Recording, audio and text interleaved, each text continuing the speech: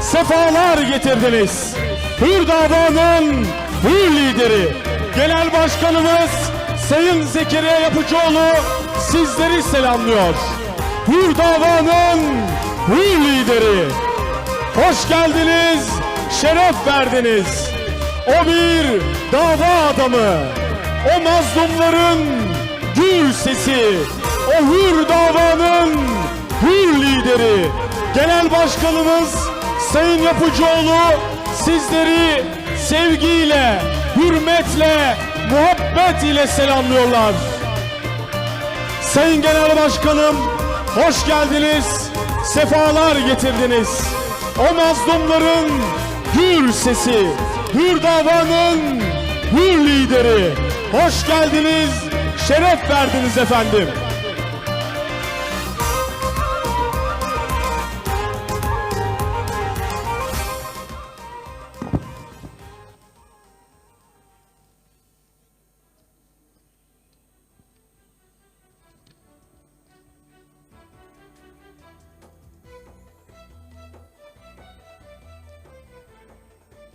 Euzubillahimineşşeytanirracim. Bismillahirrahmanirrahim. Sayın Genel Başkanım, kıymetli Kurucular Kurulu, Genel İdare Kurulu, basın mensupları, saygıdeğer misafirler, hanımefendiler, beyefendiler. Hüdapar, hürriyet, adalet, hakkaniyet, huzur, barış ve kardeşlik davasıdır. Önce insan, öncelik adalet şiarıyla yola koyulduğumuz bu kutlu yolculukta 9 yılı geride bıraktık. Hamdolsun yapıcı bir siyasi anlayışla ve sağlam adımlarla adalet yolunda ilerliyoruz. Saygıdeğer misafirlerimiz, partimizin kuruluş yıl dönümü programımıza hoş geldiniz, sefalar getirdiniz. Önce insan, öncelik adalet diyerek mazlumların yanında saf durduk. Hiçbir kınayıcının kınamasından korkmadan hakkı üstün tuttuk, hakkı söyledik. Yapıcı bir muhalefet, inşa edici bir iktidar anlayışını savunduk ve tam 9 yılı geride bıraktık. 19 Aralık 2012 tarihinde başladığımız siyasi mücadelemizde desteğinizle her gün biraz daha güçleniyor ve halkımızın umudu olmaya devam ediyoruz. Brez Serokê me yê giştî, endamên Lejneya Îdareyê, Serokê Bajaran, endamên çapemeniyê, xuşk û birayên ezîz û mêvanên biqîmet, hûn tev de bixêr hatin, serçava hatin. Saygıdeğer misafirler, programımıza kelamların en güzeli olan Kur'an-ı Kerim tilavetiyle başlıyoruz. Kur'an-ı Kerim'i okumaları için İttihadül Ulema müderrislerinden Ebu Bekir Arslan hocamızı sahneye davet ediyorum. Buyurun hocam.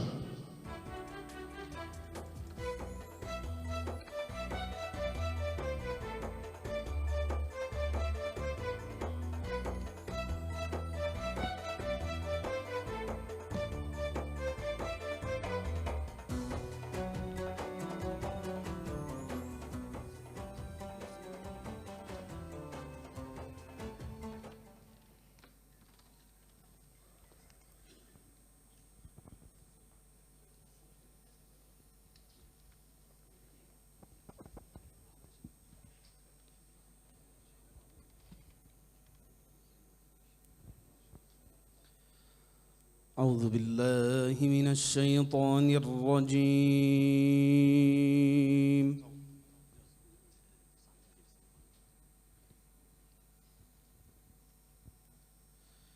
بسم الله الرحمن الرحيم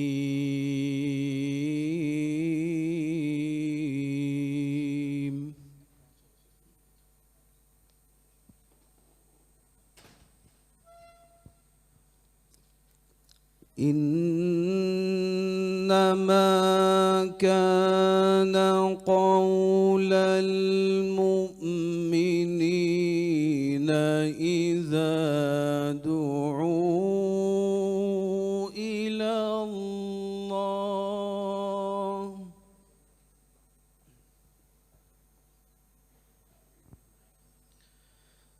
إذا دعوا إلى الله ورسوله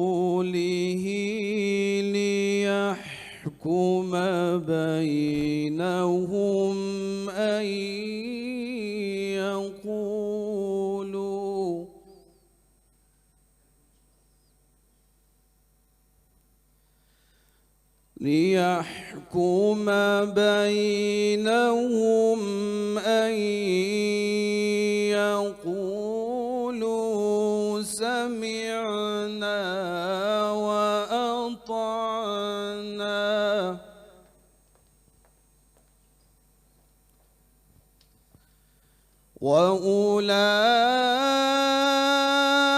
وأولئك هم المفلحون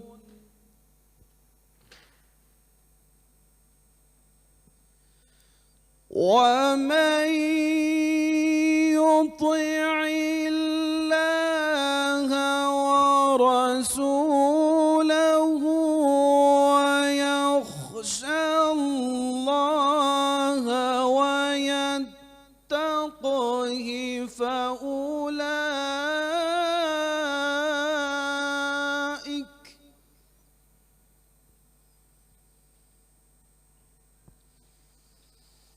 ومن يطع الله ورسوله ويخشى الله ويتقه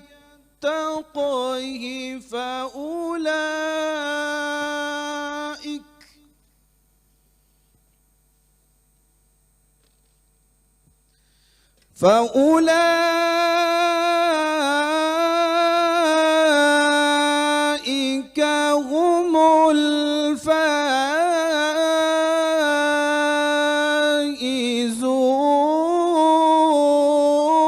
الفائزون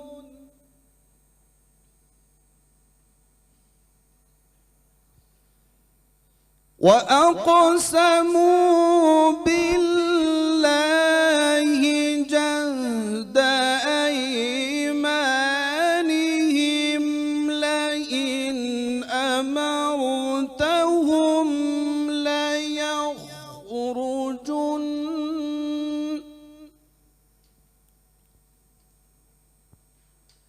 قل لا تقسموا طاعة معروفة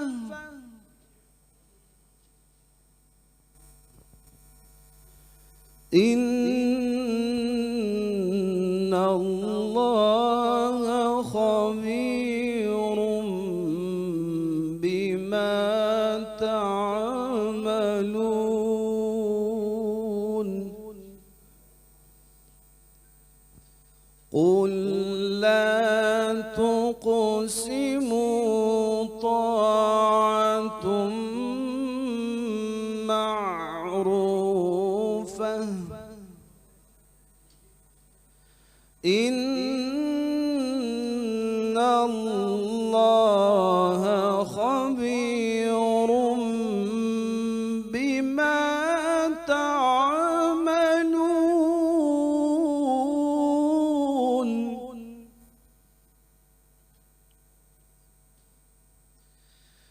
قل أطيعوا الله وأطيعوا الرسول فإن تولوا فإنما عليه ما حمل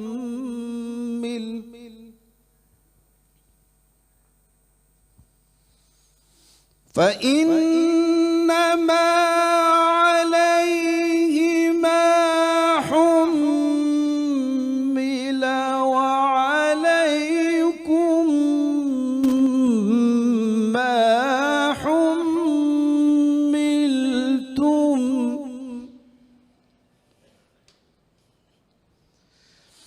وإن تطيعوه تهتدوا وما على الرسول إلا البلاغ المبين.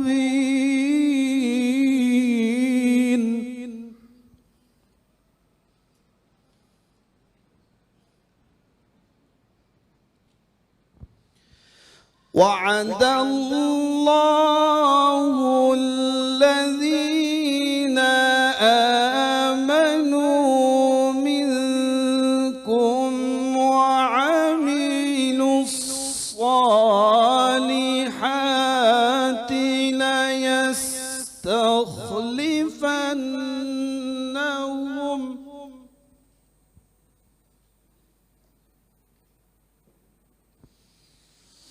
وعد الله الذين آمنوا منكم وعملوا الصالحات ليستخلفنهم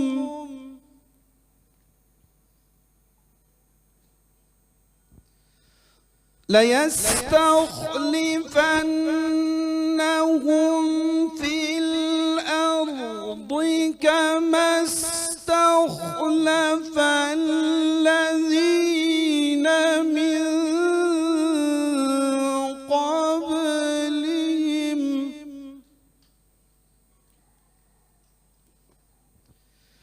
وليمكنن لهم دينهم الذي ارتضى لهم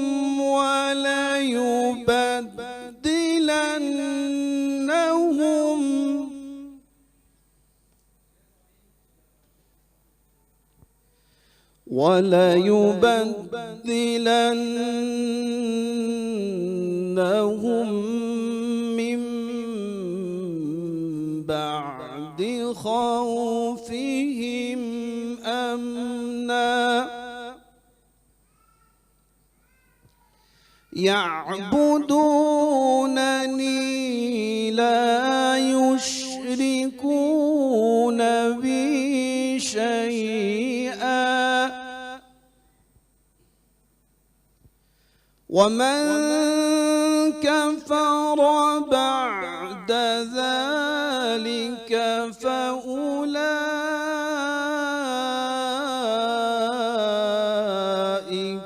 هم الفاسقون.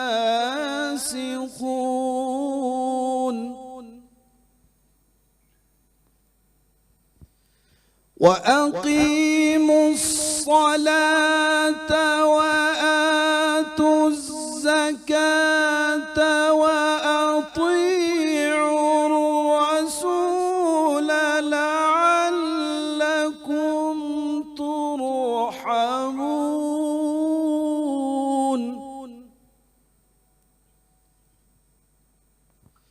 وأقيموا الصلاة وآتوا الزكاة وأطيعوا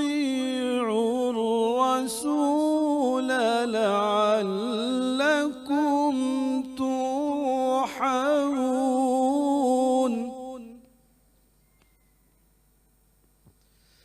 لا تحسبن الذين كفروا معجزين في الأرض لا تحسبن الذين كفروا معجزين في الأرض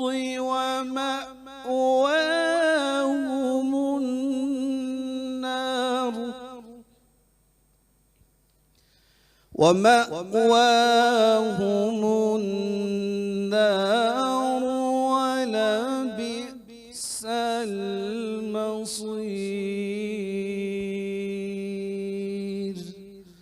صدق الله العظيم. الله تعالى ربنا ورب العالمين. سبحان ربك رب العزة عما يصفون وسلام على المرسلين والحمد لله رب العالمين.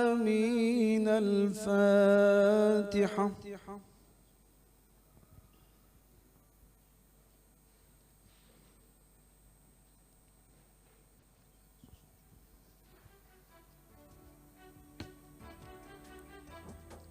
Bu güzel tilavetlerinden dolayı Ebu Bekir Arslan hocamıza teşekkür ediyoruz.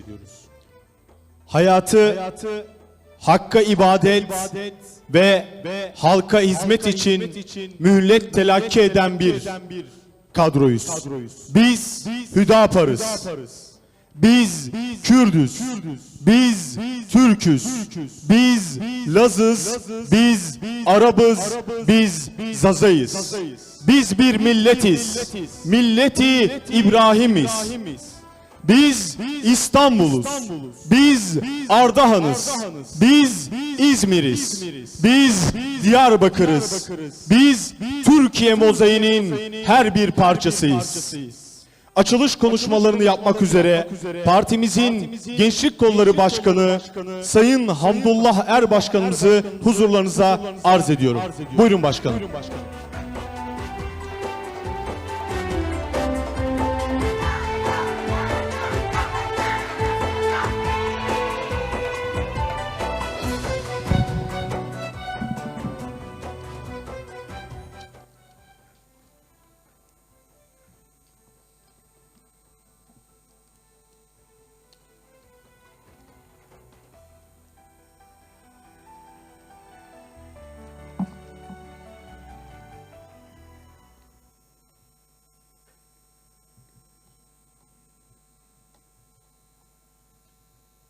Bismillahirrahmanirrahim.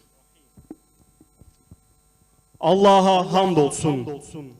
Zulmü ve karanlığı ortadan kaldırıp yeryüzünde hakkı ve adaleti hakim kılan Hz. Muhammed Aleyhisselam'a binlerce kez salat ve selam olsun. Aziz İslam'ın adalet, barış ve özgürlük mesajını omuzlayıp yeryüzüne hakim kılmak için mücadele veren önderlere, rehberlere ve fikir adamlarına selam olsun.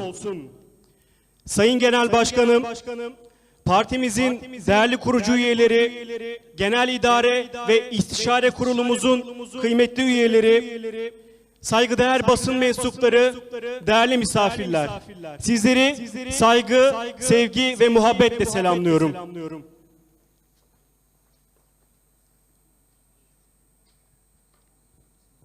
Bugün Hüdapar'ımızın Türkiye siyaset sahnesine çıkışının 9. yıl dönümünü kutluyoruz. 9 sene önce karanlıkları aydınlığa çıkarmak, zulmü ve haksızlığı ortadan kaldırmak, yeryüzünde adaleti ve barışı hakim kılmak için yola çıktık. Adalet ve özgürlük çağrımız 9 senelik değil, asırlardır buradayız. Buradayız. İnanç, aşk ve heyecanla yürüyoruz.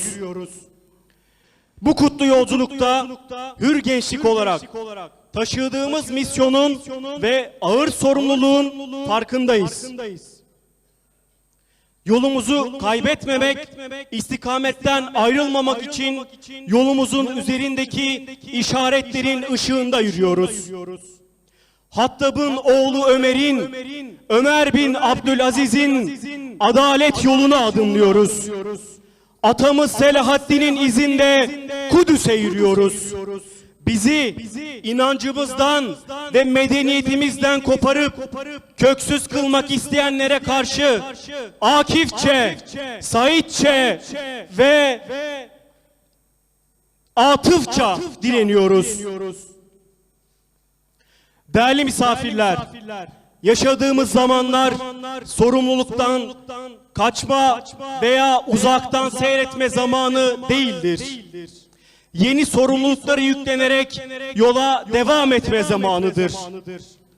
Bizler hür gençlik olarak hangi yolda olmamız gerektiğini idrak ettiğimiz günden bugüne kadar sağımıza, solumuza ve ardımıza bakmadan yürüyüşümüze devam ediyoruz.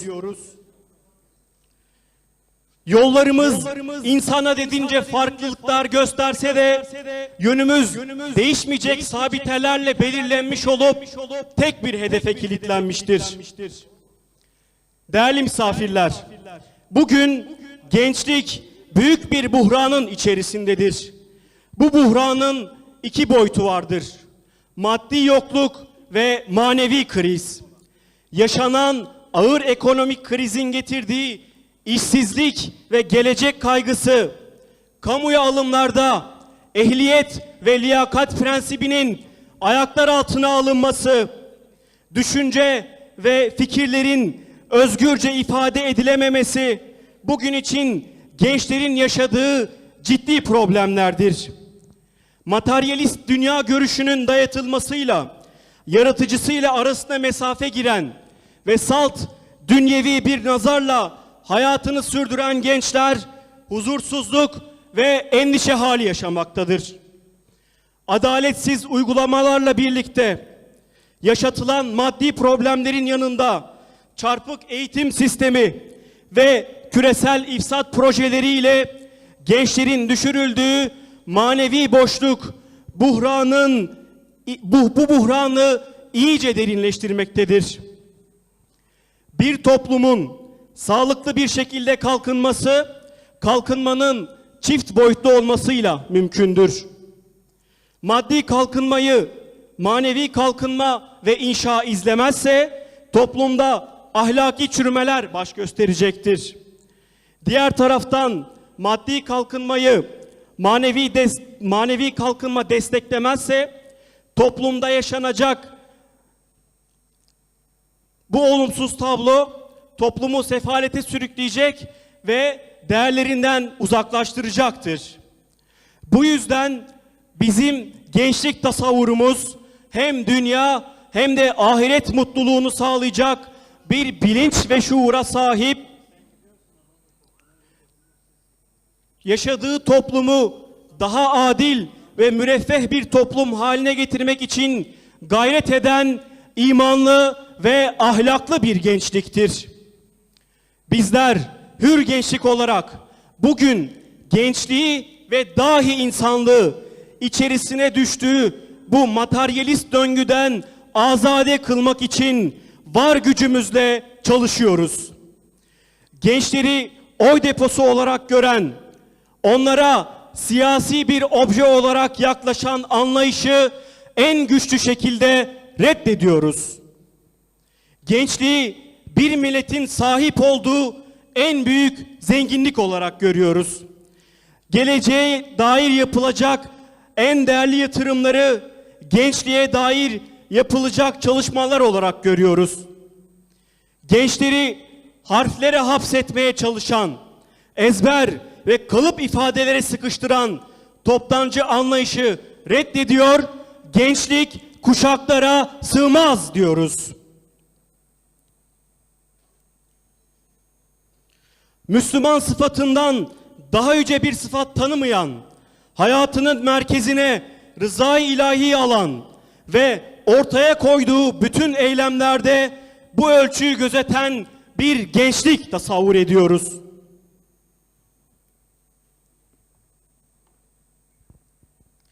Bir gençlik ki gözlerini fezaya dikip yıldızları toplamaya azimli, göğe merdiven dayayıp insanlığı aklen, kalben ve ruhen madde ile sıkıştırılmış dünyanın darlığından kurtarıp mana alemlerine terakki ettirecek. Siyasetin hamasi söylemlerinden, popülizmden ve modernite perdesi altında gerçekleştirilen tüm dayatmalardan azade, gözünü hedeften ayırmayan, gönlündeki nur ve aklından yayılan ışıkla yalnızca ülkesindeki değil, tüm insanlık coğrafyasındaki karanlıkları da aydınlatacak. Bir gençlik ki kendisini ve ülkesini içinde kapalı kaldığı kısır tartışma ve döngülerden bir daha girmemek üzere çıkaracak ve dallarını dört bir yana uzatıp bugünü ve yarını kuşatacak. İslam medeniyetinden beslenip filizlenecek ve her daim yukarılara tırmanacak. İşte bu gençlik hür gençliktir. Hür gençliğin ve partimiz Hüdapar'ın gençlik ve gelecek tasavvurunu hayata geçirecek olan yine biz gençlerdir. Sevgili gençler, bu kutlu davayı en ileriye götürmek, her bir gence, her bir ferde ulaştırmak için gece gündüz demeden çalışacağınıza, bu bilinçle ve gayretle hareket edeceğinize olan inancımız tamdır.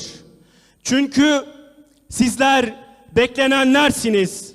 Sizler yolu gözlenenlersiniz. Sizler imanla, aşkla ve heyecanla donanmış kahramanlarsınız. Haydi ayağa kalkın, ayağa kalkın ve yürüyün. Hür ve adil yarınlara hep birlikte yürüyelim.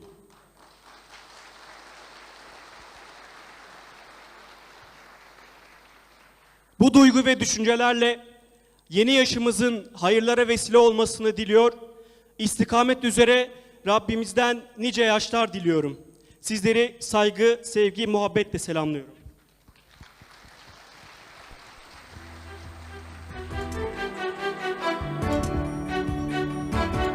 Gençlik Kolları Başkanımız Sayın Hamdullah Er Başkanımıza konuşmalarından ötürü çok teşekkür ederiz. Yürüyüş varsa, yol varsa ve güneş doğmuşsa kitabın ortasından ümitsizlik neden? Şimdi ayağa kalk ve doğrul. Kitabın ortasından doğan güneşe doğru yürü. Evneh saleku Hüdapar li meydana siyasetiye Brengê xwe zêrîn û kesk ji nav rûpelên kitêbê bi gotinên heqî derket. Ji xwe re pêşî însan pêşanî edalet kir armanc û hedef. Bi xelkê xwe re bi rastî muamele kir. Belê ev neh salê ku Hüdapar bi siyaseta dirist bi edaleta rastî derket meydanê. Bi gavên qewîn pêş veçû û bi serkeftin meşya. Şimdi de partimizin Kadın Kolları Başkanı Sayın Sema Yarar Başkanımızı huzurlarınıza arz ediyorum. Buyurun Sayın Başkanım.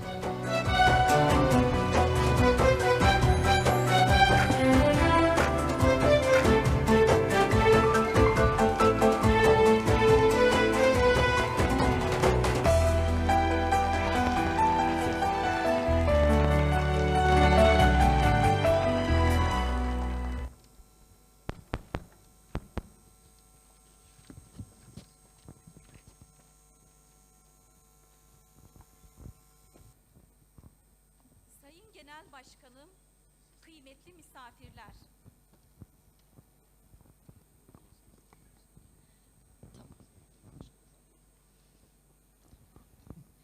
Sayın Genel Başkanım, kıymetli misafirler.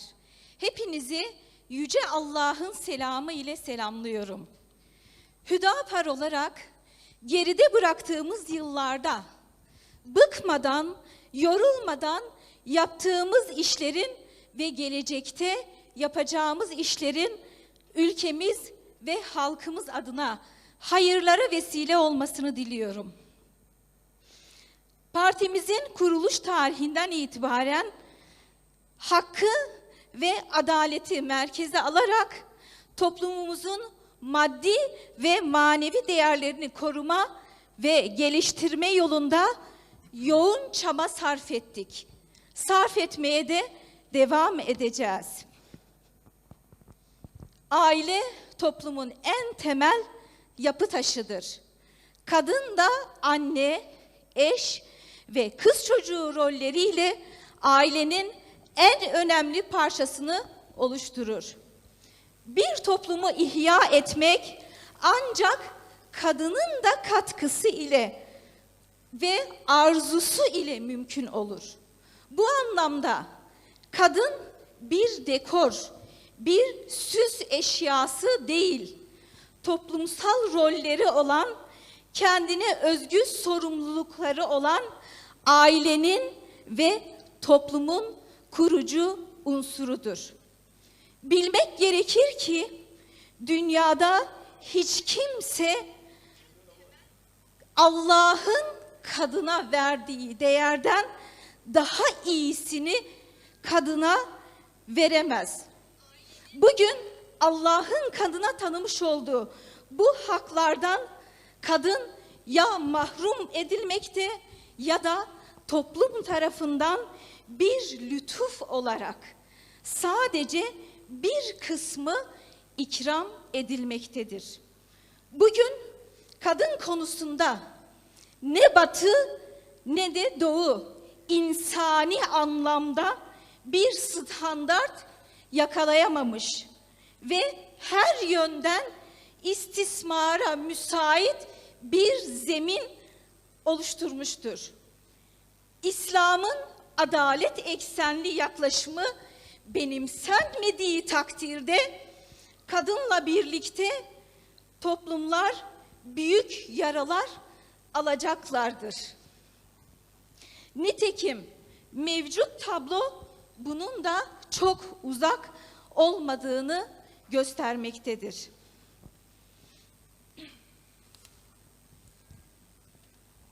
Kadına yönelik şiddet bugün küresel çapta dünyanın bir gerçeği olarak karşımızda durmaktadır. Bu şiddet coğrafyalar ve kültürler arasında şekil değiştirmekte. Kimi zaman karşımıza istismar, kimi zaman ise fiziksel baskı olarak çıkmaktadır.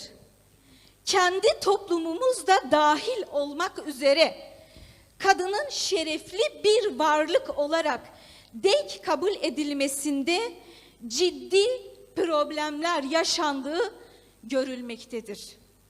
Bu da kadının belli rollere sıkıştırmakta, kadının düşüncesine, duygularına, hassasiyetine ve ihtiyaçlarına verilen önemi ve değeri azaltmaktadır.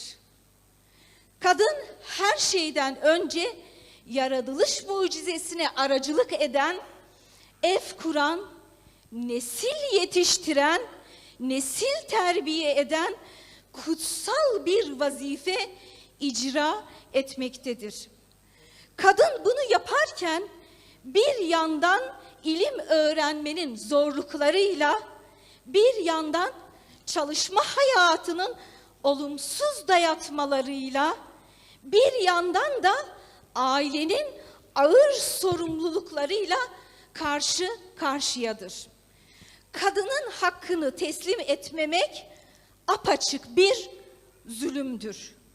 İslam zulmü açık bir şekilde yasaklamaktadır. Bu açıdan herkesin evine, işine ve ailesine bakış açısını insani yönde değiştirmesi kaçınılmaz bir emirdir. Hiçbir ferdin hiçbir ferde üstünlüğü yoktur. Zulmetme hakkı ve de haddi yoktur. Üstünlük ancak takva iledir.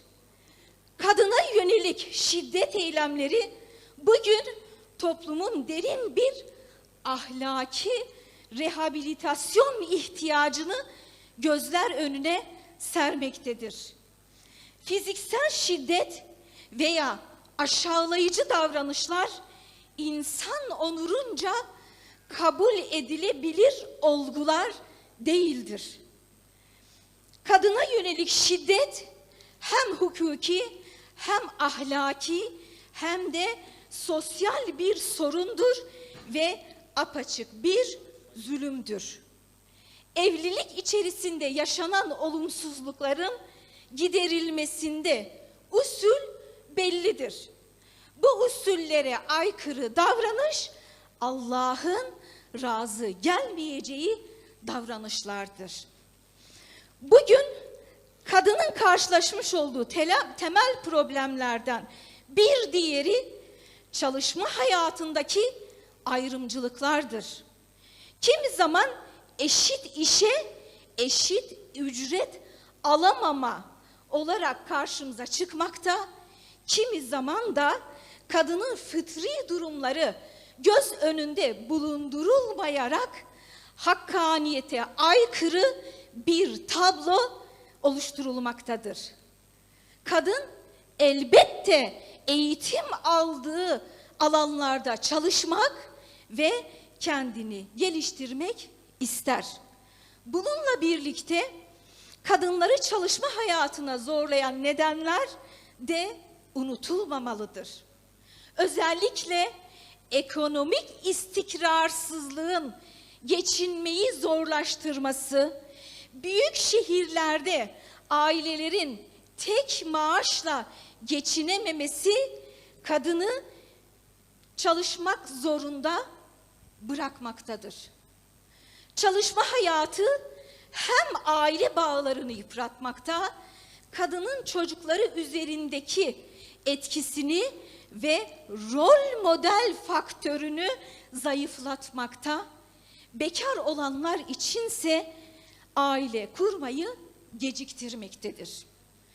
Bakın burada eleştirdiğim şey kadının çalışması değil, çalışma şartlarıdır. Bu şartların düzelmesi aile bütünlüğü açısından çok daha verimli koşullar oluşturacaktır. Kadınların fıtratlarına uygun şartlarda çalışabilmelerine yönelik istihdam politikaları mutlak surette hayata geçirilmelidir. Bununla birlikte kadını dışarıya mahkum etmek ve evinden uzaklaştırmak toplumun ancak zararına olacaktır. Ancak zararına olacak bir politikadır. Devlet özellikle ev kadınlarına ekonomik haklar tanımalıdır. Çalışma hayatı kadına bir dayatma olarak değil, bir tercih olarak sunulmalıdır. Ev hanımlığı ve çocuk yetiştirmek dünyanın en zahmetli ama aynı zamanda en şerefli işlerindendir. Sabahın erken saatlerinden başlayıp mesaisi gece yarılarına kadar devam eden, hatta bazen gece uykusu bile bölünebilmektedir. Bu anlamda dışarıda çalışmadığı için çalışmıyor gibi kabul edilen kadınlara yönelik teşvik paketleri ve devlet destekli emeklilik hakkı önemli bir ihtiyaçtır. Önemli ihtiyaçlar arasında yer almaktadır. Yine pandemi şartları göstermiştir ki esnek çalışma süreçlerinde özellikle kamuda çalışan kadınlar hem işlerine vakit ayırmışlardır hem de bu anlamda hem ailelerine hem de işlerine aynı şekilde sürdürebilmişlerdir. Gerek kamuda gerek özel sektörde kadının esnek veya uzaktan çalışabilmesine yönelik düzenlemelerin oldukça faydalı olacağı açıktır. Bu anlamda kadına bir pozitif ayrımcılık yapılmalı ve evinden kopmadan, çocuklarından uzaklaşmadan da çalışma hayatı içerisinde olmasının önü açılmalıdır. Toplum olarak tüm problemlerimizin çözümü ahlaki ilkelerin benimsenmesi, sorunları kalıcı bir şekilde ortadan kaldıracaktır. Ahlaki ilkeler bizleri alkol ve uyuşturucu maddelerden, evlilik dışı ilişkilerden, haksızlık ve zulmetmekten, yalan söylemekten, kumardan, hor görmekten, aşağılamaktan ve şiddet göstermekten uzak tutacaktır. Bu anlamda ailenin çimentosu ahlaktır. Hem kadın hem erkek için geçerlidir. Hem evli hem bekar için geçerlidir. Bu hem baba hem kızı için geçerlidir. Hem işçi hem işveren için geçerlidir.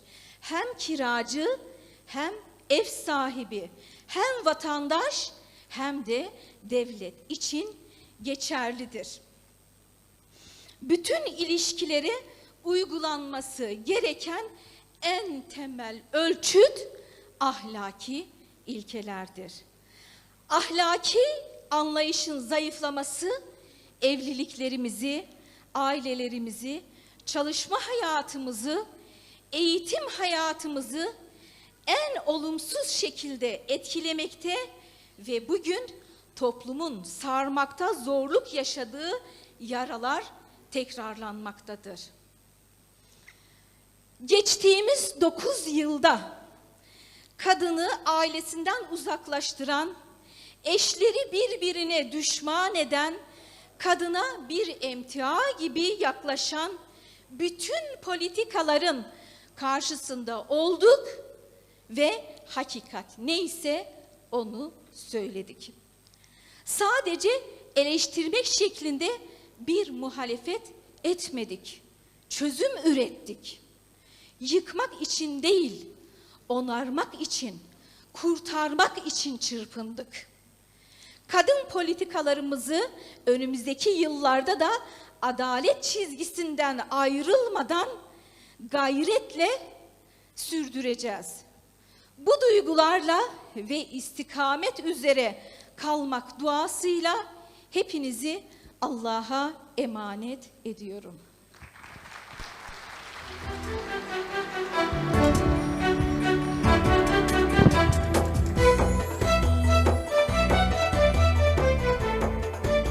Kadın Kolları Başkanımız Sayın Sema Yarar Başkanımıza konuşmalarından ötürü teşekkür ederiz.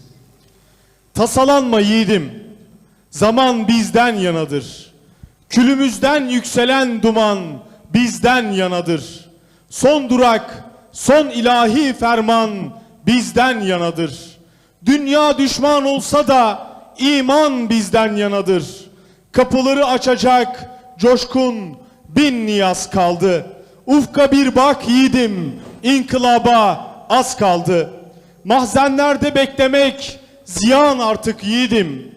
Fecri sadık vaktidir, uyan artık yiğidim.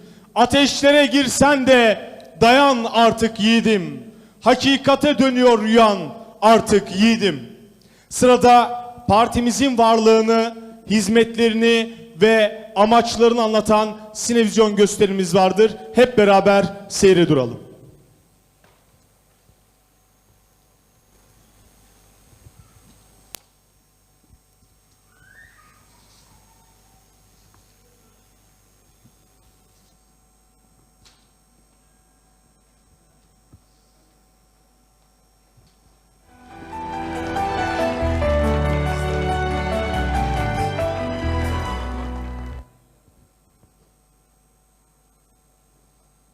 Çaba ister, gayret ister, dirayet ister. Hedefe varmak, yolda sebat ister, istikamet üzere kalabilmeyi ister.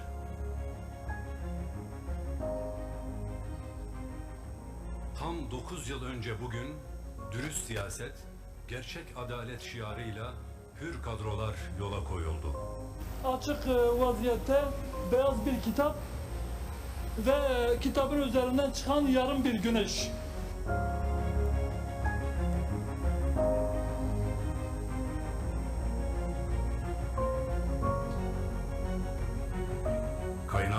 vatan alarak devlet ve toplum, ülke ve dünya gündemindeki pek çok konu hakkında görüşlerini ve çözüm önerilerini ortaya koymuş, devletin, toplumun ve neslimizin batıldan hakka, yanlıştan doğruya, kötüden iyiye, karanlıktan aydınlığa doğru yönelmesi için gayret göstermiştir.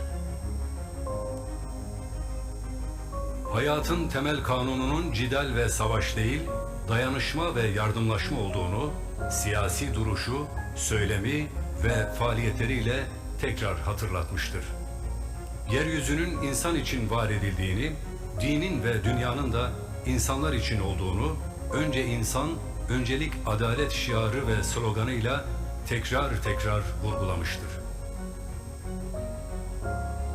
Mevcut siyasi partilerin ve sisteme entegre olan iktidarların, ülkenin temel sorunlarıyla yüzleşmedikleri, çözüm üretmedikleri ve çözümü sürekli erteledikleri, temel hak ve hürriyetlerin tanınıp kullanılmasını ilgili ilgisiz şartlara bağladıkları, kalıcı çözümler yerine geçici tedbirleri yeterli görüp gösterdikleri, dünya istikbarıyla iyi geçinme uğruna zulme seyirci kaldıkları, inanç ve kimlik sorunlarının çözümü konusunda samimi olmadıkları bir ortamda, sistemin halkın değerleriyle barışması, sosyal adaletin sağlanması, toplum vicdanını rahatsız eden yargının ıslah edilmesi, siyasi çıkar uğruna toplumun etnik çatışmalara sürüklenmemesi, ahlaki ve siyasi yozlaşmanın ortadan kaldırılması için meşru yol ve yöntemlerle hakkı haykırmış, hayra çağırmıştır.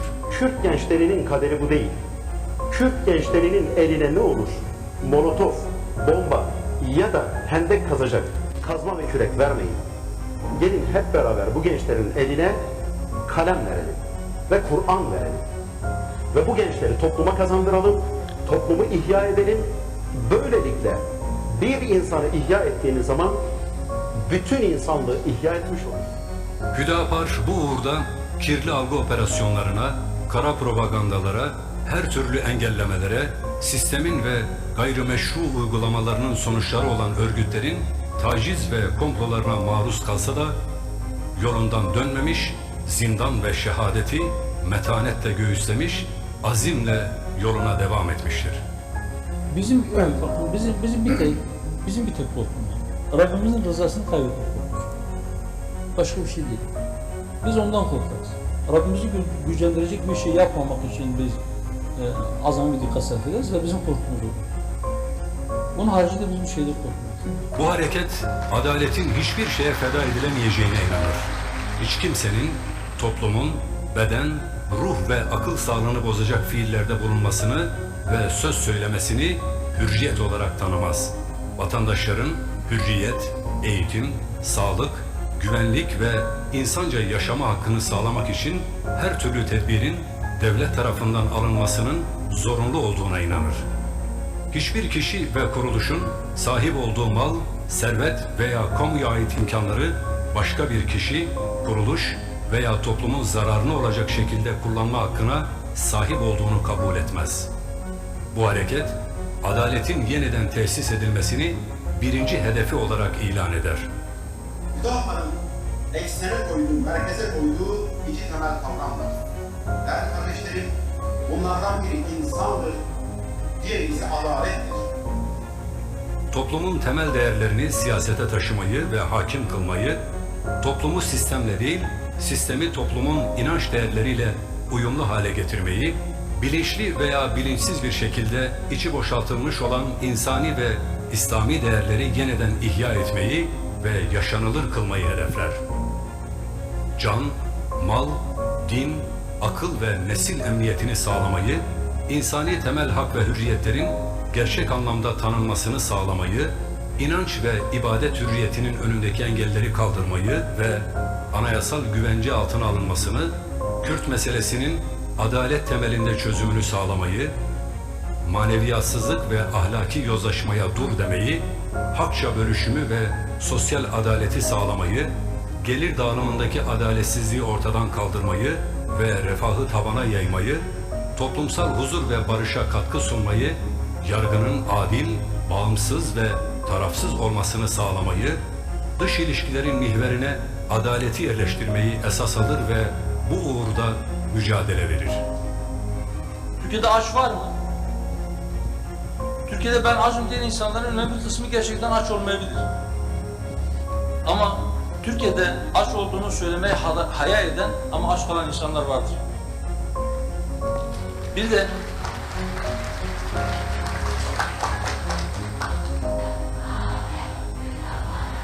Bu hareket, sesi bastırılan çoğunluğun feryadı, dünyanın dört bir tarafındaki mazlumların gür sesi oldu. Hakkın yolunda adalet çağrısıyla, inançla, yorulmadan yürüdü.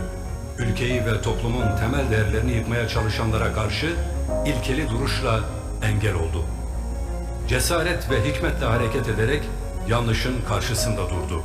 Doğrunun destekçisi oldu. Önce insan, öncelik adalet diyerek mazlumların yanında saf durdu.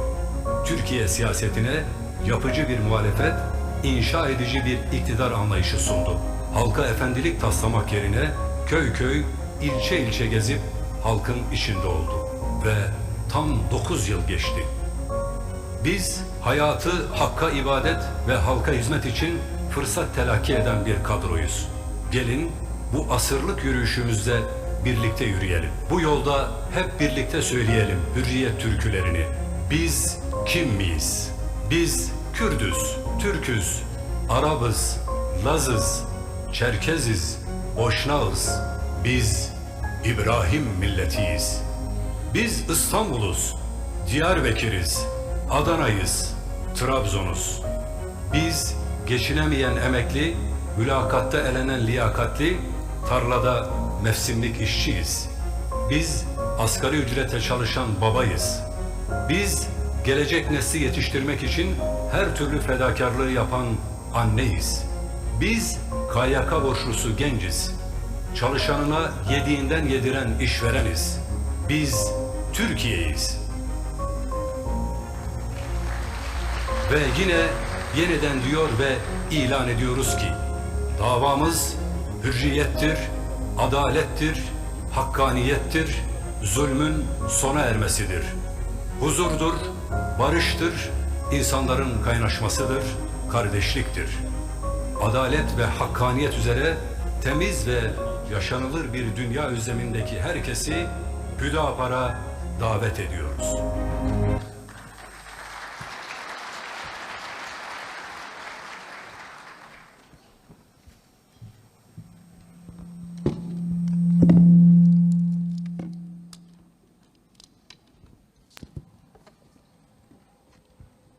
Bu anlamlı sinevizyon için çalışma arkadaşlarımıza şükranlarımızı sunuyoruz. Yıl 2012. Aralığın 19'u. Bir güneş doğdu kitabın orta yerinden. Bak yükselen Hüdapar'dır. Adem'den, Nuh'tan, İbrahim'den miras kalan bir davam vardır. Mevlana'dan, Fakih'den, Cezeri'den, Rabbani'den, Mevlana Halid-i Şehrezori'den, zamanın Bedi-i Said-i Kurdi'den, Akif'ten, Mizgin'den aldığım bir ilham vardır. Şiirlerini seslendirmek üzere Yunus Emiroğlu Beyefendi'yi huzurlarınıza davet ediyorum.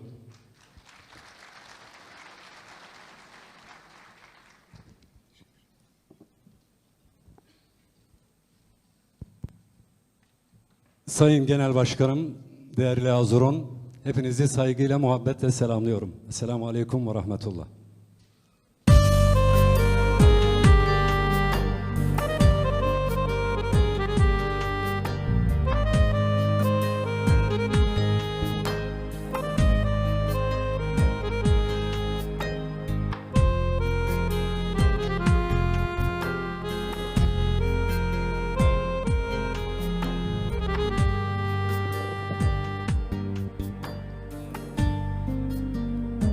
Ben Hüdaparlıyım. Rahmet yüklü göğün altında, iki acının satır arasında bir ümit, bir müjde, bir hakikat gördüm. Bağlandım, sımsıkı sarıldım. Onur ve saygıyla açılan kitaba sevgiyle baktım. Bir yanımda davam, bir yanımda koca bir dünya. Gözlerime hücum eden yaşları sevgiyle biriktirdim. Güneşin doğuşunu bekledim. Ve sonra söküp attım önüme çekilen setleri, bentleri. Ebu Bekirleri, Ömerleri gördüm en ön safta. Alileri, Osmanları, Hamzaları gördüm. Ve Bilalleri, Ammarları, Habbabları gördüm. Acı dolu geçmişlerine tebessüm eden. Diz çöktüm ve secdeye kapandım. Ellerimi onların sıcacık avuçlarına bıraktım. Söz verdim ve haykırdım. Dedim, ben Hüdaparlıyım.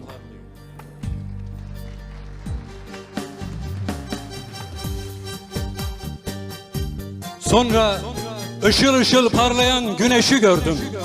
Açılan kitabın tam ortasında. Gülümseyen yüzler, ümit dolu bakışlar, Elif gibi dimdik adamlar gördüm. Fetihlere koşan Selahaddinler, Fatihler gördüm. Selama durdum ve dedim, ben Hüdaparlıyım.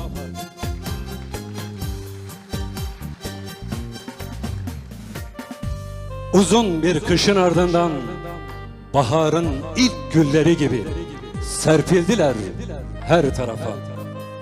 Nakış nakış işlendiler gönüllere. En çorak topraklara merhamet, kapkara taşların arasında ab-ı hayat oldular. Bitti dedikleri yerde yüz binlere, milyonlara umut oldular. Şahit oldum ve ayağa kalktım. Dedim, ben Hüdaparlıyım.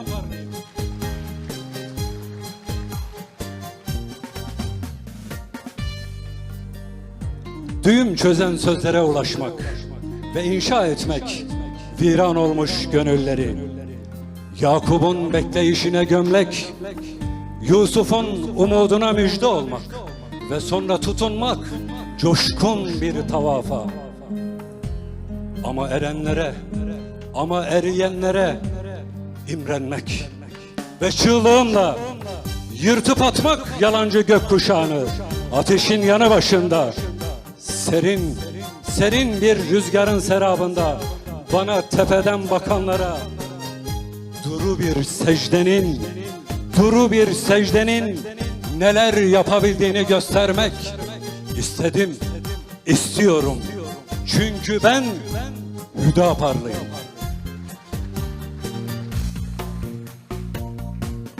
Tufanlar adım adım üzerime gelse de dağ gibi zulümleri yıkmak, devirmek istiyorum.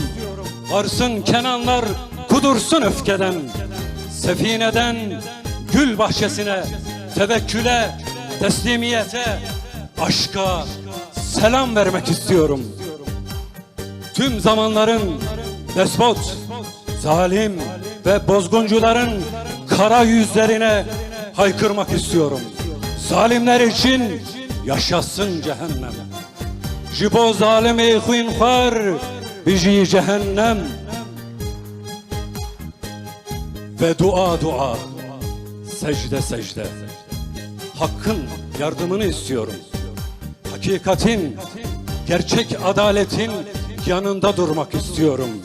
Çünkü ben Hüdaparlıyım.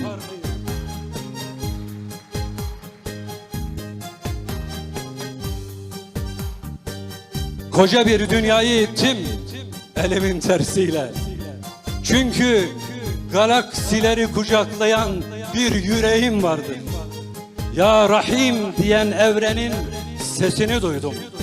Taşan rahmet dalgaları arasında. Sonra elimi uzattım ateşe düşenlere. Cenazesine bakamayan körlere ağladım.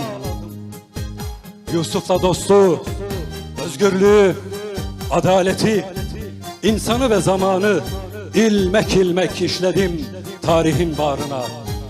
Kalbi dirilere ölümün kapkara olmadığını gösterdim ve dedim ben Hüdaparlıyım.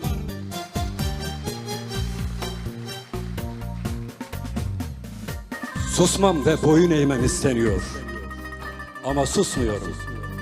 Ateşe gülümseyen İbrahim'e, asayı tutan Musa'ya, İffetli Meryem'e selam olsun diyorum. Selam olsun tevhidin yüreğine. Selam olsun insana. Selam olsun uğruna binlerce şehit verilen ülkeme, vatanıma, hürriyet aşıklarına. Selam olsun. Selam olsun ümmetin umudu, mazlum ve mahrumların hamisi Hüdapar'a. Susmam ve boyun eğmem isteniyor. Ama ben yürüyorum. Mütevekkil, mütebessim, korkmadan, hiç çekinmeden, Saidlerin, Hüseyinlerin, Selahaddinlerin izinde gidiyorum. Çünkü ben Hüdaparlıyım. Çünkü biz Hüdaparlıyız. Susmam ve boyun eğmem isteniyor. Ama ben yürüyorum. Mütevekkil, mütebessim, korkmadan, hiç çekinmeden, Saidlerin, Hüseyinlerin ve Selahaddinlerin izinde gidiyorum. Çünkü ben Hüdaparlıyım.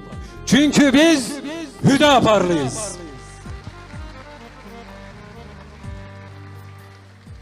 Saygıyla selamlıyorum.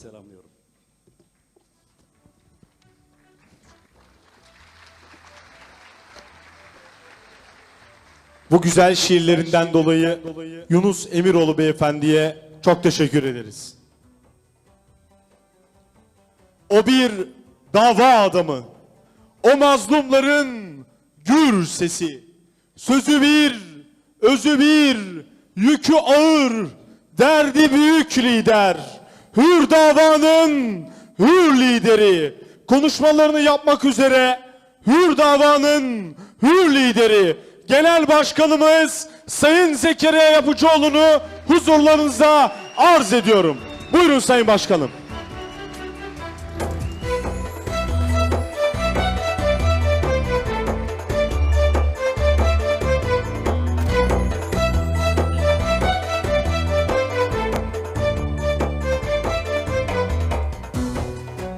Ses kontrol.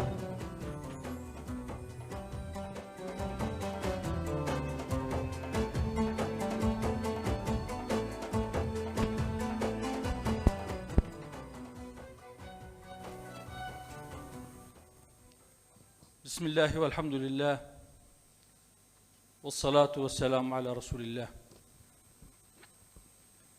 Rabbi şrah li sadri ve yessir li emri ve hlul uqdeten min lisani yefkahu kavli.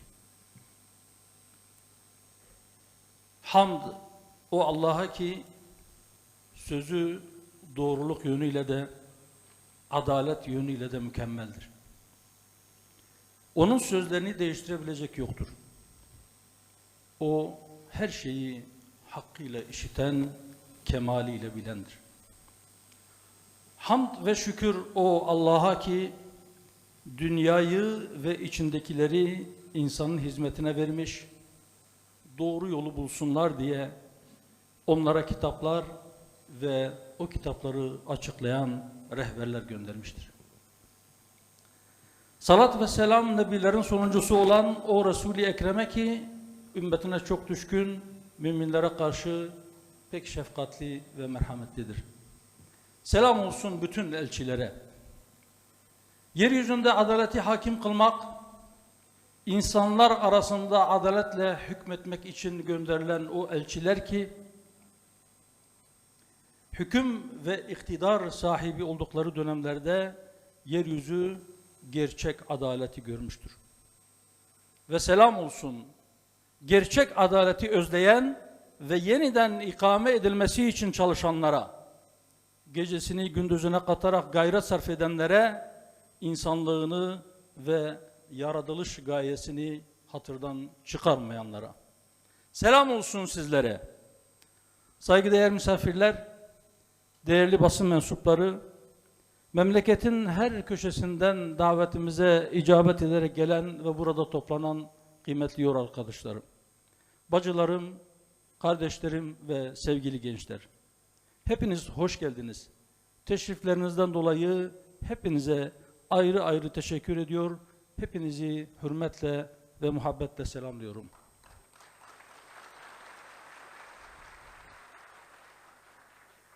Burada olmayı çok istediği halde salonumuzun kapasitesinin mahdut olmasından ya da başka sebeplerle gelemeyen ve ekranları başında bizleri izleyen bütün dostları da hürmetle, muhabbetle selamlıyorum.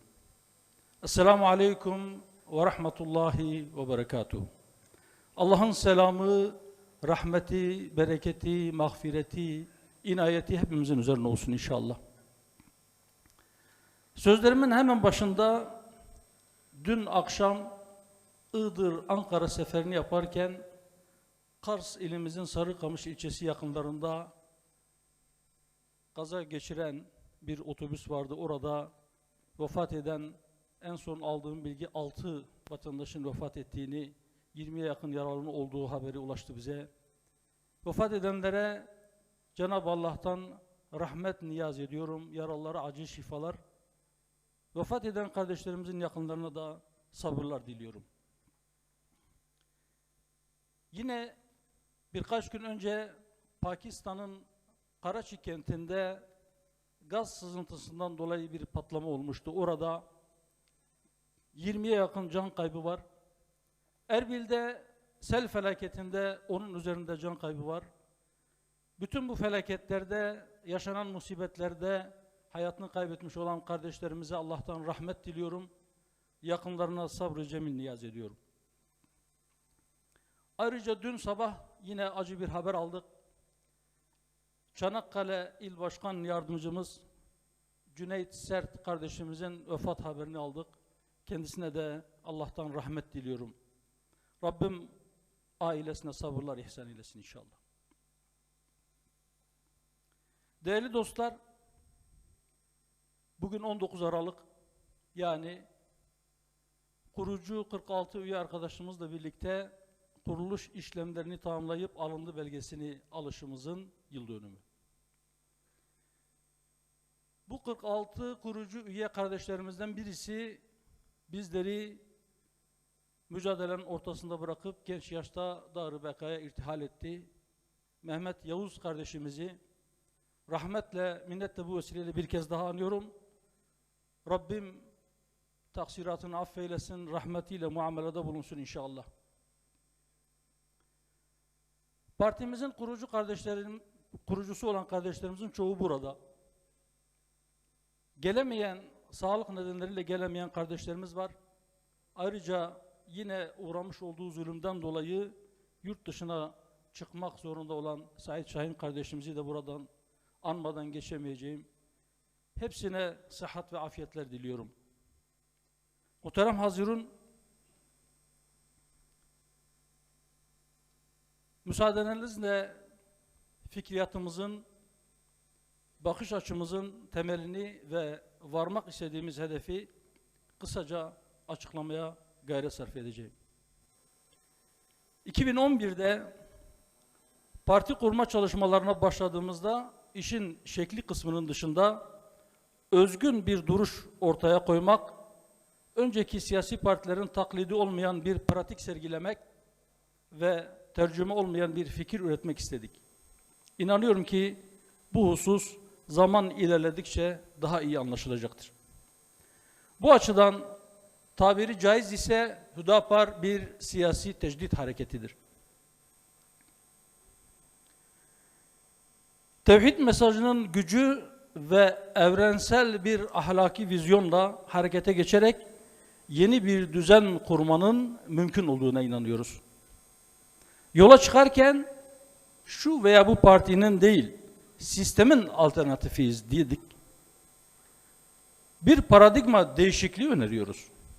Buna rağmen bizi şu veya bu partinin alternatifi, karşıtı gibi görenler, görmek isteyenler ya da gösterenler ya indirgemeci bir bakış, bir yaklaşım sahibidirler ya da kapasiteleri söylediklerimizi anlamaya, kavramaya yetmiyor.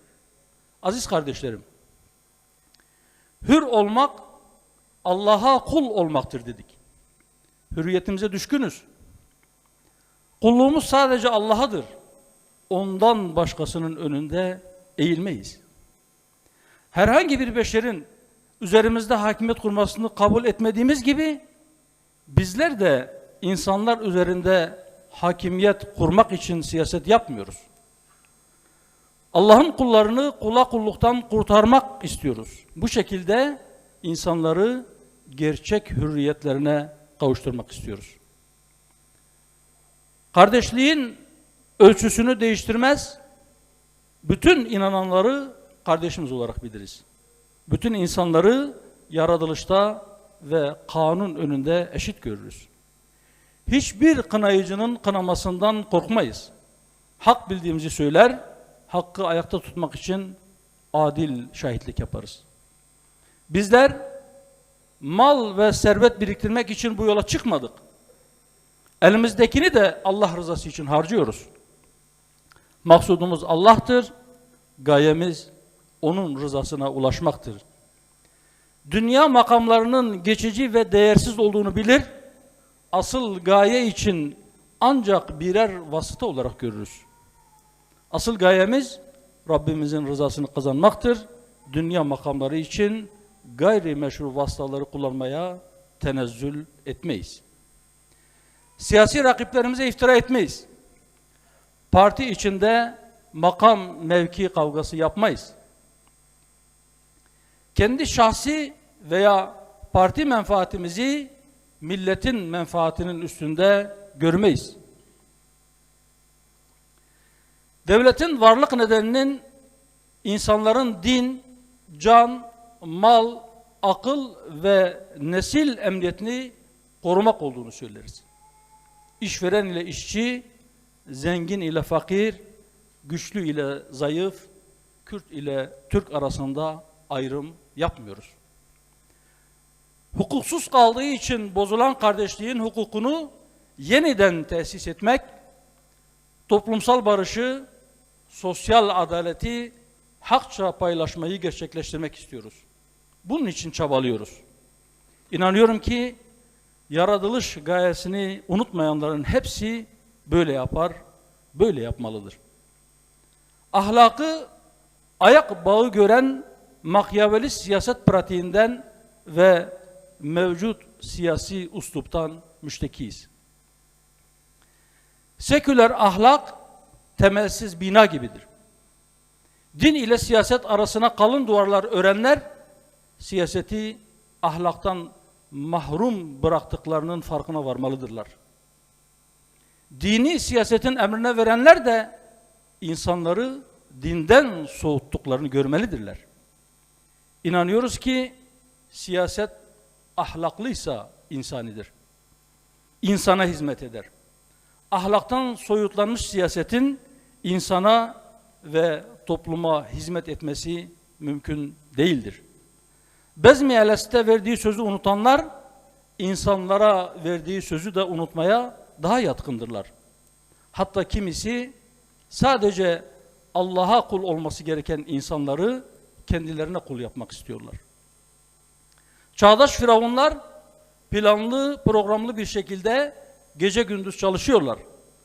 Topyekün insanlığı fırkalara ayırıp birbirleriyle çatıştırarak savaşlara, açlığa, yoksulluk ve yoksunluğa mahkum ederek iktidarlarını tahkim ediyorlar. Onların paraya taptıkları zannediliyor ama çağdaş Karunlar biriktirdikleri serveti insanları kendilerine taptırmak için kullanıyorlar. Bugün başta gençlerimiz olmak üzere insanımızı manevi değerlerinden yoksun bir bireye dönüştürmek istemelerinin gayesi de budur. Toplumu ifsat çalışmalarına karşı insanı özüne döndürmeye, içine düşürüldüğü buhrandan kurtarmaya, yani ıslahına gayret edenler de hep var ola gelmiştir. Bu mücadele hak ile batılın, aydınlık ile karanlığın, adalet ile zulmün mücadelesidir. Ve bu mücadele kıyamete kadar devam edecektir. İşte biz hakkın, aydınlığın ve adaletin yanında batılın, karanlığın ve zulmün karşısındayız. Adaletin tesisini birinci önceliğimiz olarak belirleriz. Peki adalet bizim için neden bu kadar önemli? Değerli dostlar, 2 Haziran 2021 tarihinde gerçekleştirdiğimiz 4. Olağan Büyük Kongremizde de söylemiştim.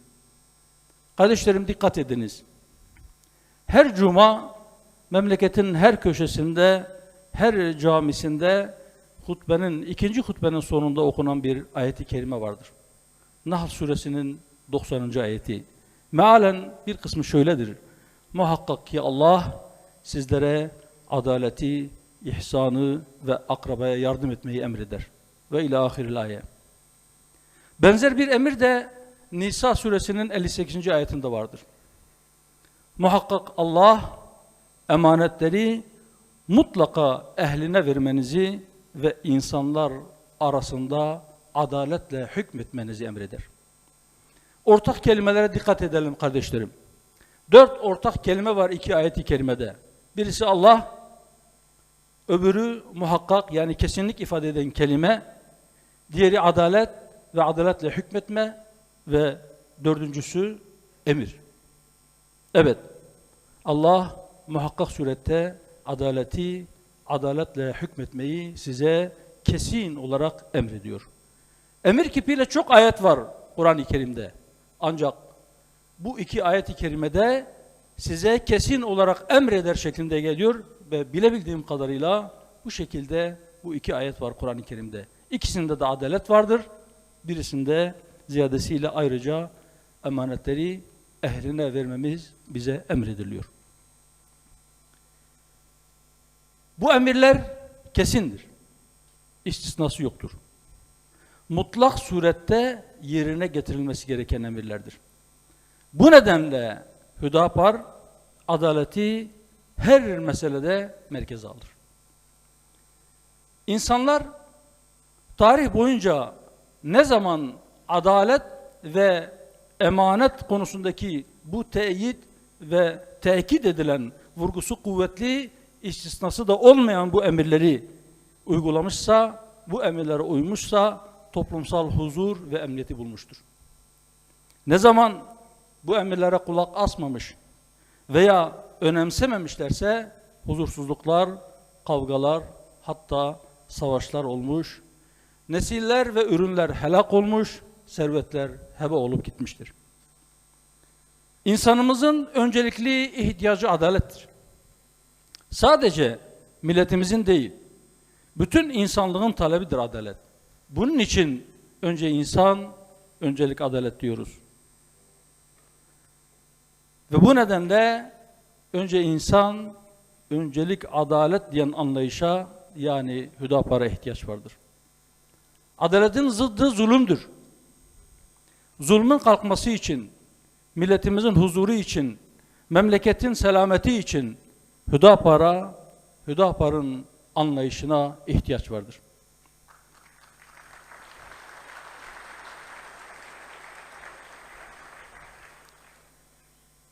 Değerli hazırın, bakınız daha önce memleket meseleleriyle ilgili birkaç örnek vermiştim. Müsaadenizle ben o örneklerle birlikte birkaç örnek daha da vermek istiyorum. Mesela şu konularda eğer sözlerimize, eğer Hüdapar'a kulak verilmiş olsaydı bugün gerçekten farklı bir durumda olabilirdik. Çözüm süreci konusunda yanlışlıklara dikkat çektik ama sözümüzü dinletemedik. Eğer o gün sözümüz dinlenseydi çukur hadiseleri yaşanmaz, şehirler viran olmaz, binlerce insan ölmezdi. FETÖ konusunda hükümeti ikaz ettik. Eğer o ikazlarımız dikkate alınsaydı 15 Temmuz darbe girişimi yaşanmayabilirdi. Suriye meselesinde çağrımız ciddiye alınmadı. Eğer ciddiye alınsa Suriye harap olmaz, emperyalistler oraya çöreklenmez, 100 binler ölmez, milyonlar muhacir olmazdı. Dile getirdiğimiz doğrulara o gün dudak bükenler şimdi haklılığımızı gördüler. Ama ba'de harabul Basra ya da ba'de harabul Şam, yani iş işten geçtikten sonra. İstanbul Sözleşmesi ile ilgili çığlıklarımız ancak 9 yıl sonra mahkes bulabildi. Boşanmalar katlandıktan, evlilik sayıları iyice düştükten ve aile kurumu ciddi zararlar gördükten sonra. Ama 6284 sayılı kanun başta olmak üzere bu sözleşmeyi uygulamak için çıkarılan kanunlar ya da kanunlara eklenen maddeler hala yerli yerinde duruyor. Ve bu uygulamalar, bu düzenlemeler tahribatlarına devam ediyor. Biyolojik cinsiyetin yerine ikame edilmeye çalışılan toplumsal cinsiyet kanunlardaki yerini korumaya devam ediyor. Mesela bütün televizyon kanalları toplumsal cinsiyet eşitliğine uygun bir yayın politikası belirlemek ve uygulamak zorundadırlar. Mesela hala bütün sapıklıklar ve zina serbest ama genç yaşında evlendiği için mağduriyet yaşayanların çığlıkları duyulmadı. Merhum Ali Ulvi kurucunun hatıratında tek parti döneminde yapılan zulümleri dedesinin dilinden anlatırken şöyle der: meyhaneler serbest, kumarhaneciler serbest, bütün kötülükler, günahkarlar serbest, bütün günah yerleri açık. Millet kimden aldı bu hürriyeti? Dün cihan harbinde dinine, mukaddesatına yürüyen Avrupalılardan. Sonra İstiklal Harbi'nde Yunanlılardan. İnsan şunu sormaktan kendini alamıyor: bu işleri kimleri razı etmek için yapıyoruz? Dün varlığımızı, vatanımızı, istiklalimizi, dinimizi, imanımızı, tarihimizi, ırzımızı, namusumuzu çiğnemeye gelenlerin gönlünü almak için mi? Onların hoşuna gitsin diye mi yapılıyor bütün bu zulümler? Eğer onlar bunu istiyor ve biz de onları razı etmek için bu işleri yapıyorsak, hürriyet bayramlarının, şenliklerinin manası nedir? Biz Yunan'ı denize döken millet değil miydik yahu? Yunan denize mi döküldü, yoksa Yunan mı bizi denize döktü?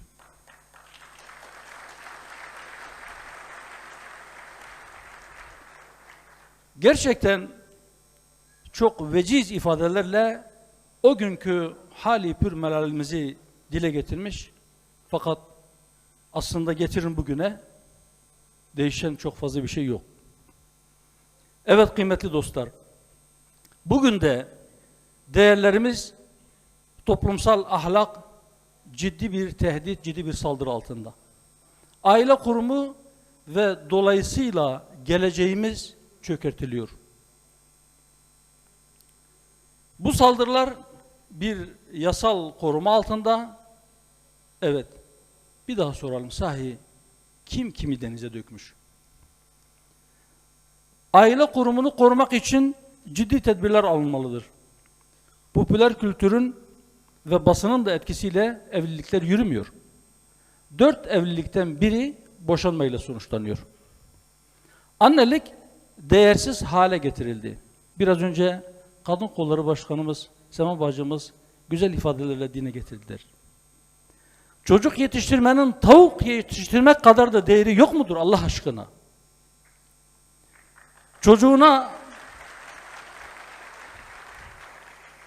Çocuğuna aile terbiyesi vermek, okulda ona fizik, kimya ya da müzik dersi verme kadar değeri yok mudur?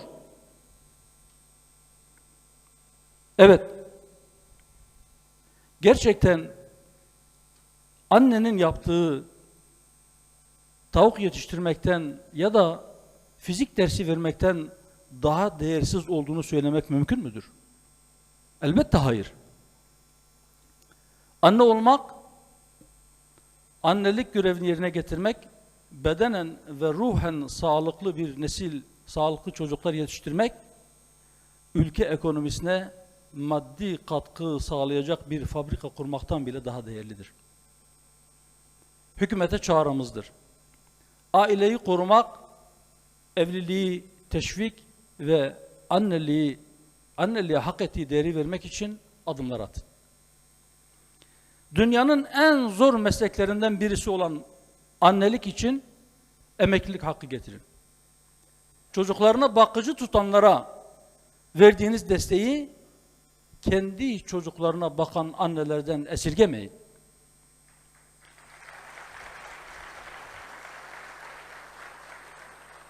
Onlara sigorta primi desteği verin ve emekli olmalarını sağlayın. En az 25 yıl evli kalmış olan kadınlara emekli aylığı bağlamak için gerekli yasal düzenlemeleri getirin.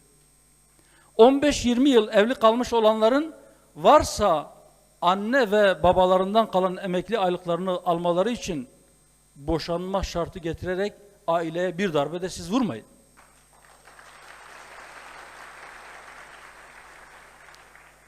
Muhterem Hazirun, uzunca bir süredir memleketin birinci gündemi ekonomidir. Aylardır memleketi şehir şehir dolaşıyoruz. Her kesimden insanlarla görüştük. Köylüsüyle, kentlisiyle, öğrencisiyle, işçisiyle, emeklisiyle, çiftçisiyle, işsiziyle. Genel anlamda geçim sıkıntısı, esnafın iş yapamaması, hayat pahalılığı ve işsizlik milletin birinci gündemi. Asgari ücrete son yapılan zam ile belki asgari ücretliler birkaç gün nefes alacak. Ancak zam furyası böyle devam ederse daha yeni asgari ücret işçinin cebine girmeden eriyecek. Emeklilerin hali perişan. Açlık sınırının yarısına düştü bazı emekli maaşlar. Açlık sınırının altında hiçbir aylık, hiçbir maaş olmamalıdır.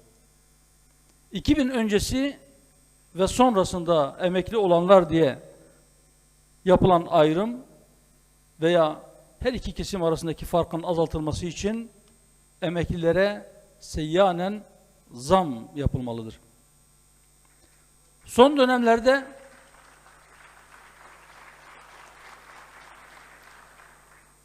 dönemlerde bir de hızla yükselen döviz fiyatları ve buna bağlı olarak özellikle gıda başta olmak üzere bazı mallarda sürekli değişen etiketler, sürekli yükselen fiyatlar. Daha bu sıkıntılar gelmeden aslında ayak sesleri geliyordu. Pandeminin başından beri bazı şeylerin olacağı, gıda ile ilgili sıkıntılar yaşanacağı belliydi ve biz de sık sık uyarılarımızı yaptık. Bu durumların yaşanmaması için gerçekten çok sayıda ikazımız var, arşivlerde duruyor. Hatta bazı konularda 9 yıldır uyarılarımızı yapıyoruz.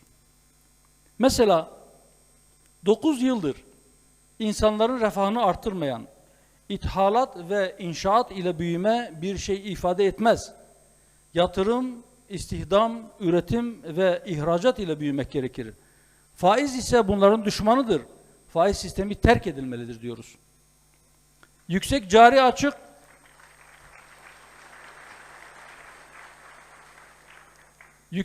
açık ve borçlanma nedeniyle ekonomi kırılgan hale geliyor. Bu durum sürdürülebilir değil. İsrafı ve yolsuzlukları durdurun, borçlanmaktan da vazgeçin diyoruz.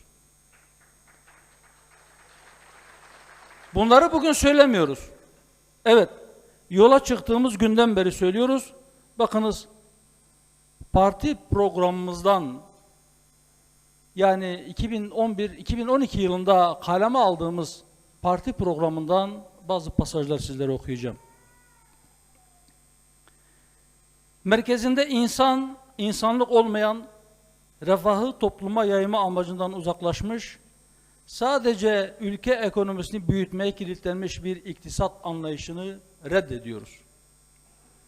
Merkezinde insan olan, insanın refahını artırmayı hedefleyen, kapitalist ve sosyalist bakış açılarının aşırılıklarından uzak, vicdanları ve adalet duygusunu incitmeyecek bir iktisat politikası uygulanmalıdır. İktisat politikasının temel amacı insan ise, ekonomik büyümenin hedefi de istihdamı artırmak, işsizliği ve fakirliği mümkün olan en alt seviyeye indirmek olmalıdır. Büyümenin ve istihdamın kalıcı olabilmesi için de bu konuda sürdürülebilir politikalar uygulamak gereklidir. Peki bu nasıl olacak? Stratejik öneme sahip ürün, mal ve hizmetlerin üretilmesi teşvik edilmelidir. Hayatın her alanında ihtiyaç duyulan üretim mallarını yerli imkanlarla üretebilecek yeterliliğe sahip olmak için gerekli tedbirler alınmalıdır. Ülke gerek sanayi gerekse tarım ürünleri açısından dışa bağımlılıktan kurtulmalıdır.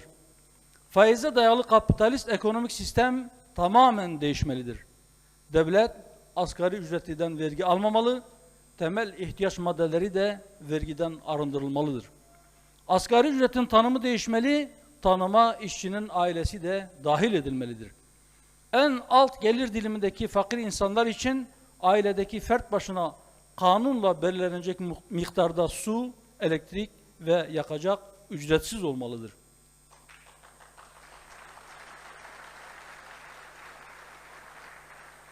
Bir milletin kendi kendine yetebilirliği açısından tarım stratejik bir öneme sahiptir. Tarımsal ürünlerde dışa bağımlılığın önlenmesi hayati önem taşımaktadır. Bu nedenlerle çiftçiler birer hazine gibi korunmalı, kıymetli görülmeli ve korunmalıdır dedik. Bugün köylerde çiftçiler çifti çubuğu bıraktı, üretimi bıraktı, şehre akın ediyor, orada da iş bulmakta zorlanıyor. Yarım kalmış sulama tesislerini süratle tamamlamalı, sulanabilir tarım arazilerinin miktarı artırılmalı ve toprak bir an önce su ile buluşturulmalıdır. GAP ve DAP projeleri bir an önce bitirilmeli, bunun için acil bir eylem planı hazırlanmalıdır dedik. GAP'ın sulama projesinin yarısından fazlası tamamlanmayı bekliyor. Zirai üretimin artırılması ve kalitesinin yükseltilmesi için her köye bir ziraat mühendisi atanmalıdır dedik. Hayvancılıkla uğraşılan yerlerde veteriner ataması yapılmalıdır dedik. Beklemeye devam ediyoruz. Tarım ve hayvancılıkla uğraşan üreticilerin kooperatifleşmeleri özendirilmeli, alın teri üretimlerini aracısız olarak tüketicilere ulaştırmaları için gerekli şartlar sağlanmalıdır dedik. Ne zaman dedik? 9 yıl önce dedik. Tarlada 50 kuruşa satılan ürün rafta 5-6 liradan aşağıya düşmüyor. Bahçede 1 TL olan meyve markette 10-12 liraya satılıyor. Aradaki fark aracının cebine gidiyor. Aracılar çiftçinin birkaç katı para kazanıyor. Çiftçinin mahsulünün elinde kalmaması veya maliyetinin altında satılmaması için tarıma dayalı sanayi teşvik edilmeli, ihtiyaç fazlası gıda ürünlerinin işlenerek ihracı için gerekli çalışmalar yapılmalı, bu yöndeki teşebbüsler desteklenmelidir dedik. Mersin'de narenci ağaçlarını söken çiftçiler var. Geçen ay Antep'te, Nizip'te zeytin yetiştiricileri yakındılar.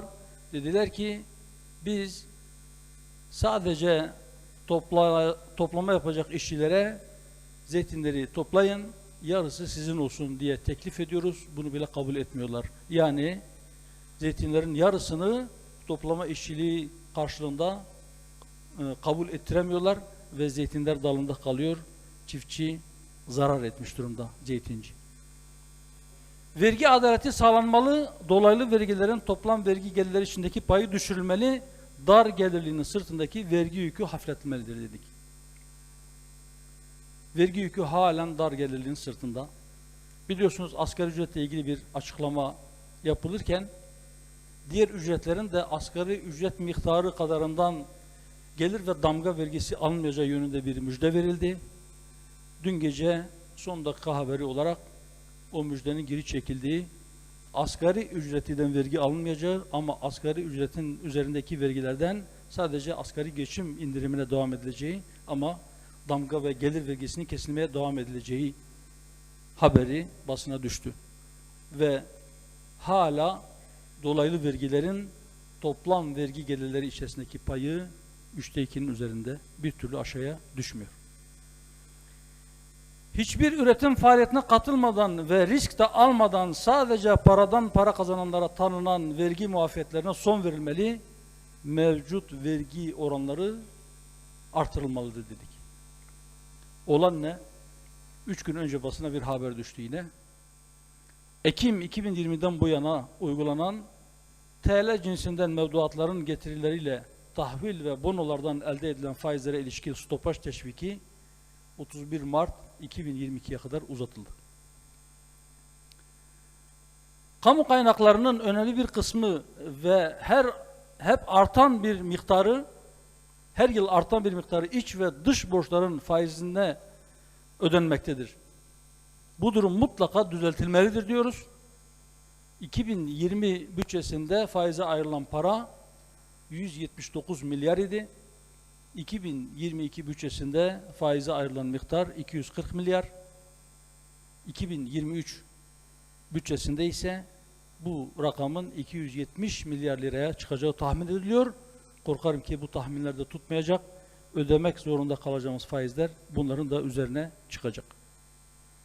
Ekonomi konusunda da çözüm önerilerimiz uygulamaya alınsa bu kadar tahribat yaşanmadan bu küresel krizi de atlatmamız mümkün olabilirdi.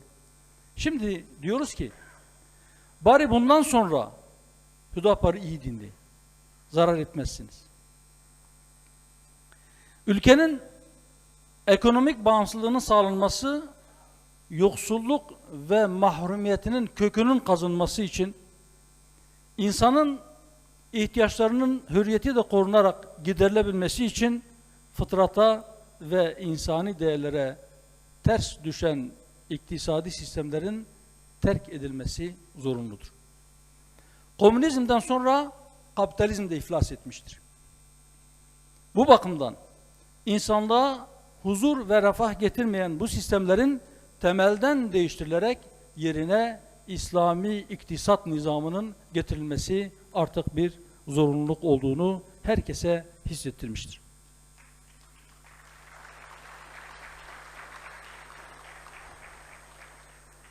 Sesimize kulak verin diyoruz. Mesela memleketin yine en temel meselelerinden birisi olan Kürt meselesinin çözümü konusunda da sesimize kulak verin. Çözümü çok zor değildir. Gerçekten kolaydır. Peki nedir çözüm? Çözüm adaleti yeniden tesis etmektir. Huzuru temin etmek istiyorsanız adaleti yeniden tesis etmek zorundasınız. Kendinize istediğinizi, formül basit, kendinize istediğinizi kardeşim dediklerinize de isteyeceksiniz. Kendinize yapılmasını istemediğiniz şeyi kardeşlerinize de yapmayacaksınız.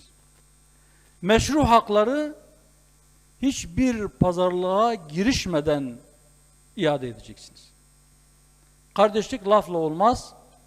Kardeşliğin bir hukuku vardır ve o hukukun gereğini yerine getireceksiniz. Huzuru temin etmek istiyorsanız adaleti tesis etmek zorundasınız. Adaleti tesis ederseniz aynı zamanda kardeşliği de tesis etmiş olacaksınız. Kendi içinizdeki meselelerinizi halletmeden dışarıda da etkili olamazsınız. Dış müdahalelere de açık hale gelirsiniz. Kardeşlerim, evet, memleketin Hüdapar'a ihtiyacı vardır. Yani memleketin sizlere ihtiyacı vardır. Bacılarım, memleketin size ihtiyacı vardır. Çabalarınızı, cehd ve gayretinizi artırınız lütfen. Memleketin Hüdapar'a ihtiyacı vardır. Çünkü asgari ücretlinin Hüdapar'a ihtiyacı vardır. Emeklinin Hüdapar'a ihtiyacı vardır. Gelecek kaygısı yaşayan gençlerin Hüdapar'a ihtiyacı vardır. KYK borçlusu, Kredi Yurtlar Kurumu'na borçlu gencin Hüdapar'a ihtiyacı vardır. Vergi yükü altında ezilenlerin Hüdapar'a ihtiyacı vardır. Emeklilikte yaşa takılanların Hüdapar'a ihtiyacı vardır. Evlilik çağına gelmiş ancak maddi sorunlardan dolayı evlenemeyen gençlerin Hüdapar'a ihtiyacı vardır.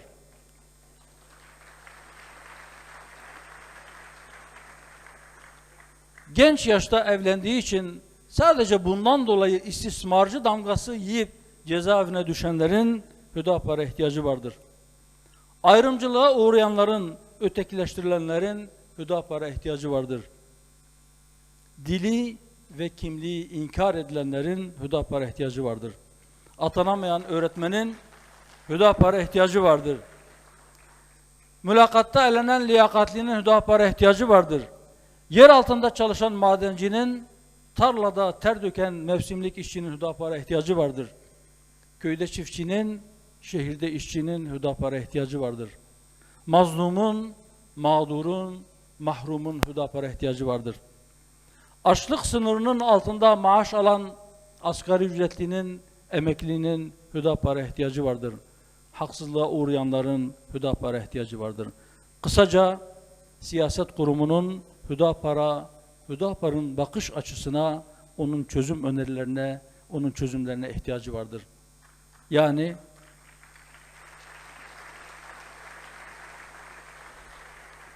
evet, memleketin Hüdapar'a ihtiyacı vardır.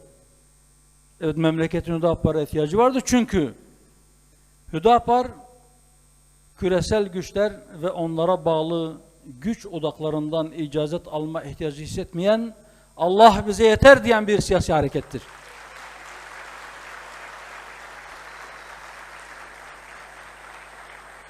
Hüdapar, emrolunduğu gibi dosdoğru olma azim ve kararlılığında zilleti hayatından kovmuş, haklı olmayı en büyük güç kabul eden bir kadronun adıdır.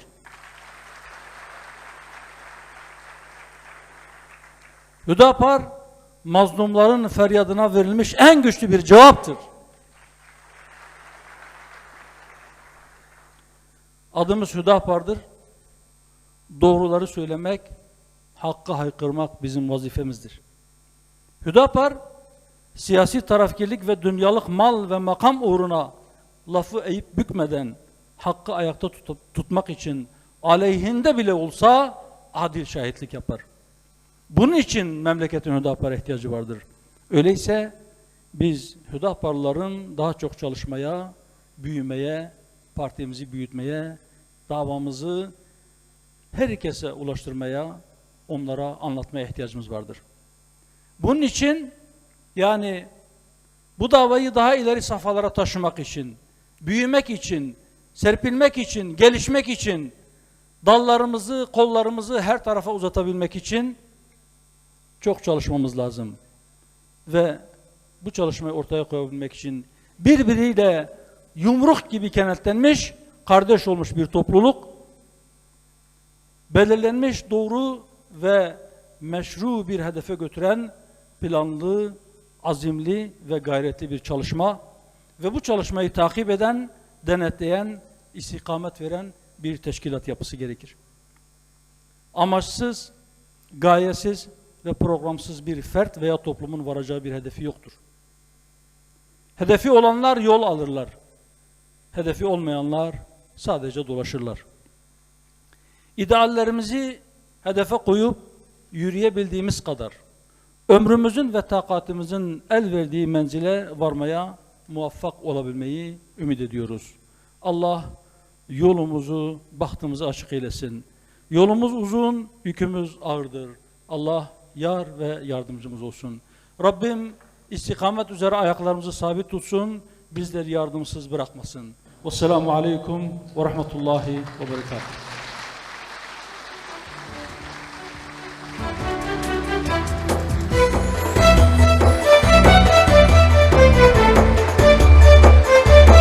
Aç kalmaya razıyız ama memleketin yangın yerine dönmesine asla razı değiliz diyen memleket sevdalısı, mazlumların gür sesi, hür davanın hür lideri, Genel Başkanımız Sayın Zekeriya Yapıcıoğlu'na konuşmalarından ötürü teşekkür ederiz. Biz kim miyiz? Seniz, sen. Kürdüz, Türküz, Arabız, Çerkeziz biz. İbrahim'in milletiyiz. Biz geçinemeyen emekli, mülakatta elenen liyakatli, tarlada mevsimlik işçiyiz. Biz asgari ücretle çalışan babayız. Biz KYK borçlusu genciz. Çalışanına yediğinden yediren işvereniz biz. Biz Türkiye'yiz. Değerli katılımcılar, kuruluş yıl dönümü programımızın sonuna geldik. Programımıza iştirak eden, mesaj gönderen, kendileri bizimle olmayıp gönülleriyle burada olan tüm üye ve gönüllülerimizin kuruluş yıl dönümü tebriklerini kabul ediyor. Bu vesileyle tüm kardeşlerimizi selamlıyoruz.